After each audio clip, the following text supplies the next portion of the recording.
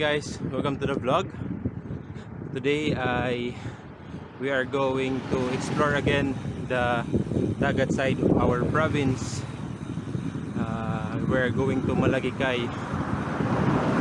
This is an uphill ride, mga apat na uphill and about 9 to 15% gradient. Okay, so last time hindi tayo nakapag-video. Hopefully today matapos natin and makapag-video tayo. Okay, let's go. Magto-turn left na po tayo dyan.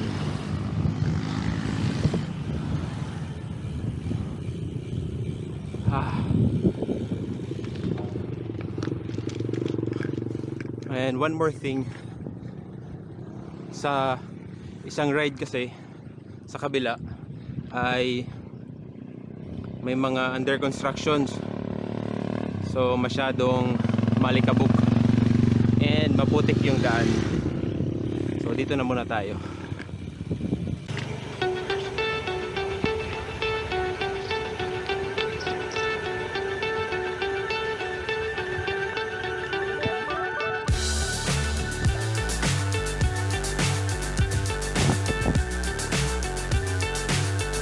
Saktong chill lang pacing para may enough na lakas para paakyat. By the way, I am using the New Jersey from Rock Cruise. And ito yung first time na may cycling shorts po na may bulsa. To be honest, naiilang ako. Parang nakakailang ipa-jack. Pero siguro naninibago.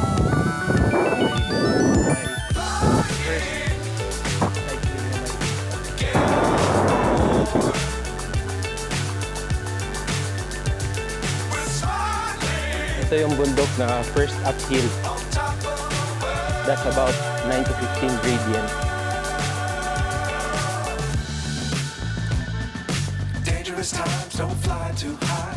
Apat na almost similar na bundok yung aakyatin natin today.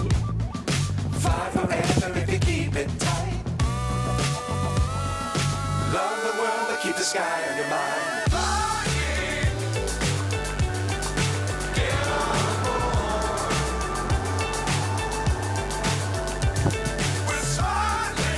This is the first uphill.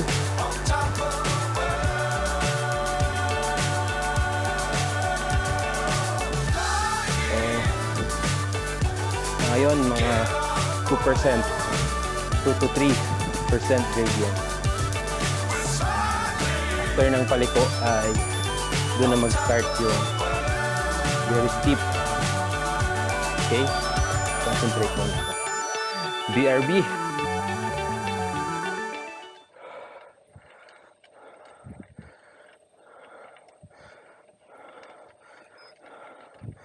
%16 gradient. 16.1.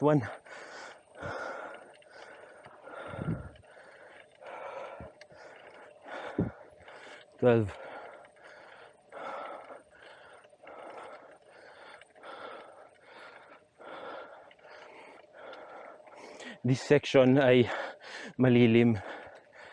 So makakapagpahinga tayo konti. Or much easier konti.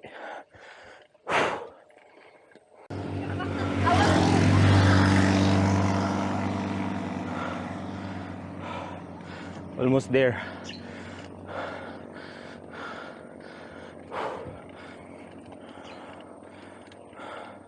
Siguro about 150 to 200 meters.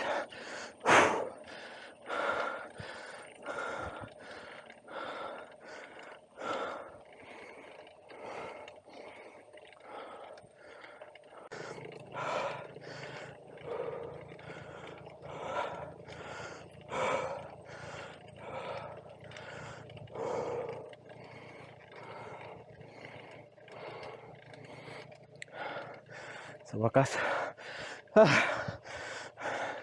one down, few more to go. Whew.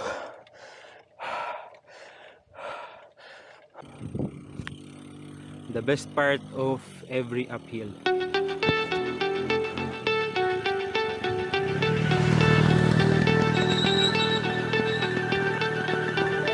Mga motorcycles nag-engine brake din sila kasi sobrang tarik. Hay.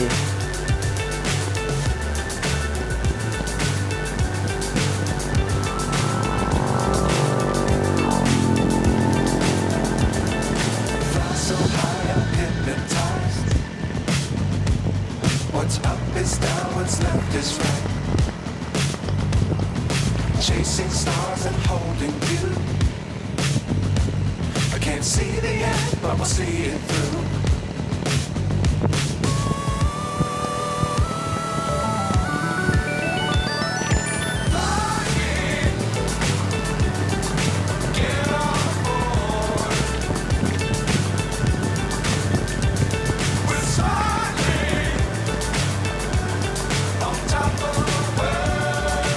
Okay, uphill na naman.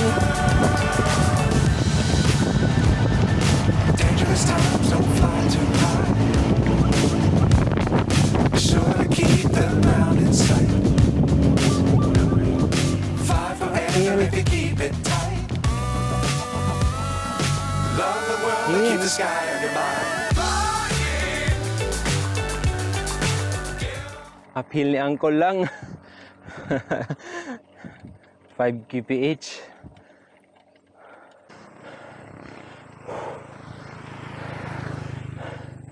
Ito yung part na mukha siyang flat pero may 10, 12, 9, 8, 7 na gradient. Ito na yung last part ng second uphill. Whew! Ang sarap magbike.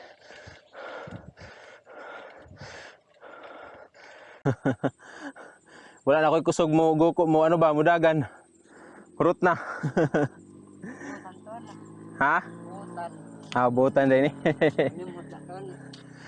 Tung kason usap ano? Malagi kay, or duha pa?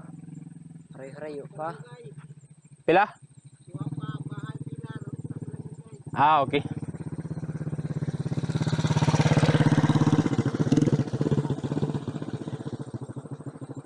Nahinayan. Ang pagpahuli kay tong kason. Tungwayan. Tungwayan. Makabawas ang bike. Down with the second uphill. On my way to the third uphill. Yung second uphill natin pabalik ay yung bukid na nasa likod. Anyway, pacing lang tayo dito. Grabe. Grabe. Ayan, downhill na naman. 2 more barangays and we will reach our destination.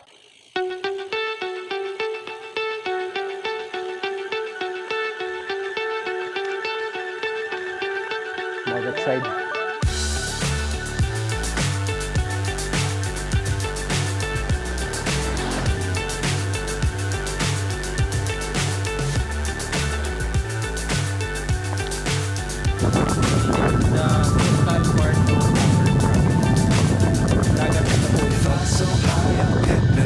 Dagat and bukid, What's mountain. up is down, what's left is right. Sarap magbike. Chasing We are now at Barangay Pilar. This area is Barangay Pilar and this was badly hit by the Typhoon Odette. Pero hindi sila nabagyo. I mean nabagyo sila pero yung naka totally damaged ay yung landslide. Maraming bahay dyan and totally covered.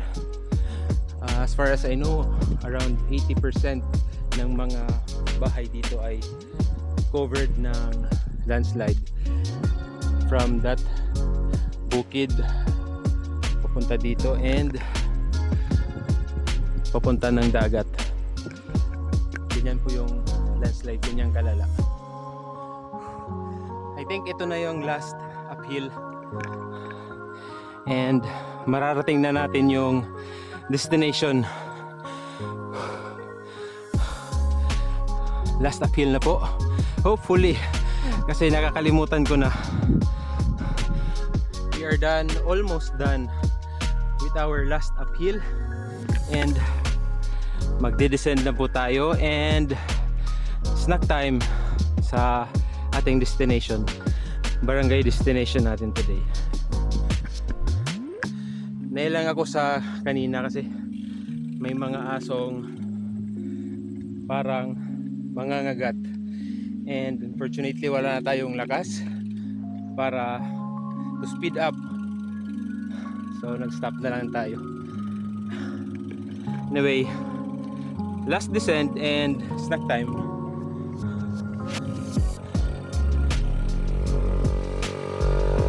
Okay.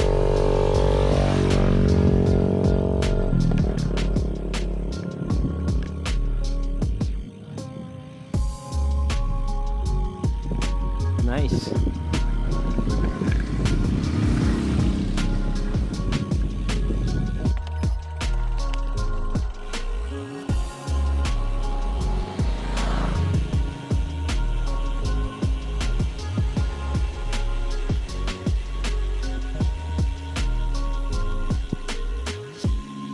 Wow, wow, wow, wow. Malagi kay wakas snack na.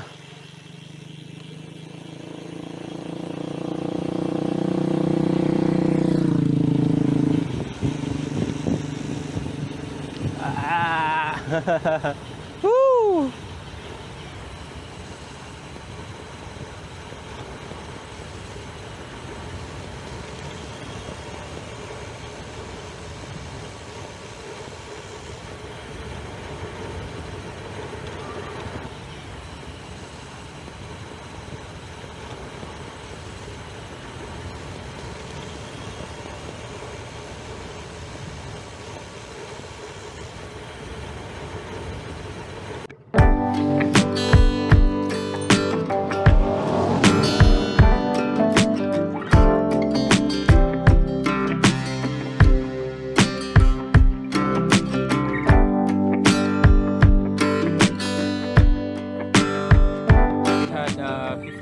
Break para lang makapag-snack and rehydrate, and ride out na ulit tayo kasi 4:30 na and baka mas magabihan.